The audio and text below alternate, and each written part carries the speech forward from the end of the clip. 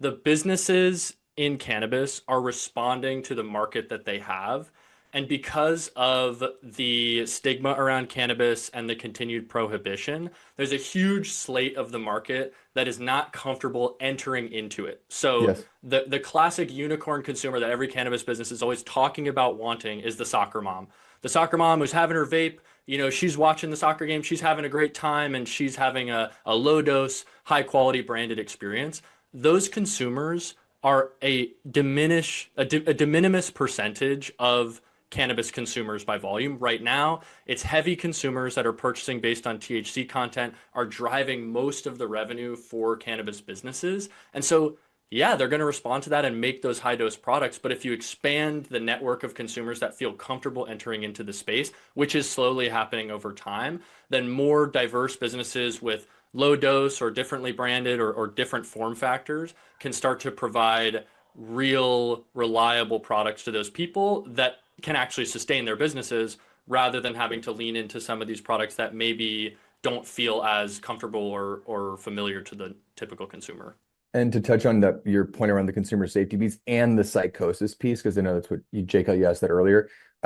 In California, a year and a half ago, the LA Times wrote an expose. They pulled pretty much all the top cannabis brands off the shelves in California. There's a set of pesticides. There were 66 pesticides that the regulators are supposed to be regulating for. They tested those products off the shelf against the California regulations and the FDA regulations for nicotine or for tobacco. There were 7 pesticides that the FDA regulates for tobacco production that are not Mm. regulated by California for cannabis. That doesn't make any sense. Both are heated up with the flame. Both have the same type of risk profile. So we went in, we looked at the data. Once the report came out, about like 70% of all of the brands there were about 95% of the brands that were tested failed, and every single one of those brands got hit 50-70% sales. I mean, their sales declined after that LA Times piece came out. There was a coalition that came together. We put together something called Echo Certified, the Environmental and Consumer Compliance Organization. We said, because of this fragmentation and regulation, the feds aren't talking to the state's not talking to the feds. So now we've got pesticides that are, first off, the regulators are not regulating. So now you've got all of these pesticide-laden products on all these shelves that are you go to the consumer, you feel like you should trust them at the end of the day. They're clearly not doing their job. The regulators aren't showing up like that. We built a set of standards, and now there's an auditing process out there. We've got 30 of the top 30 brands in California are all on the platform. It's a nonprofit. There's an independent technical advisory committee that's doing the job of the California regulators and the FDA when they should have oversight on this, and they don't. They're coming up with the standards, and then the brands that actually care, the good actors, are coming in and they're saying, look, we're gonna pay monthly dues. We're going to send out secret shoppers to do random audits, test the products, and then they essentially run, this pretty cohesive auditing process.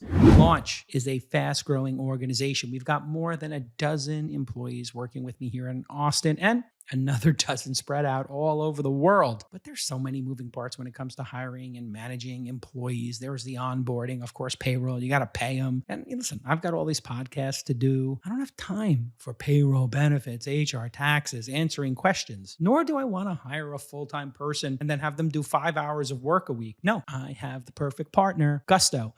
They're the all-in-one payroll and benefit product that's built just for your small business. Easy to use, it's incredibly fast to get started, and it's designed specifically with remote offices in mind. And Gusto is not just giving you helpful tools, they're going that extra mile to keep your workers happy and keep everything running smoothly. And they're now offering level-funded health plans to keep your insurance costs down and on-demand pay to help workers get access to their cash faster without paying extra interest or hidden fees. So here's your call to action. We want you to try Gusto today. So we're giving you 3 months free when you run your first payroll. That's right, 3 months free, FREE. That's my favorite price, folks. Go to gusto.com/twist. That's Gusto, GUSTO.com/twist. What an amazing service and a partner, great partner.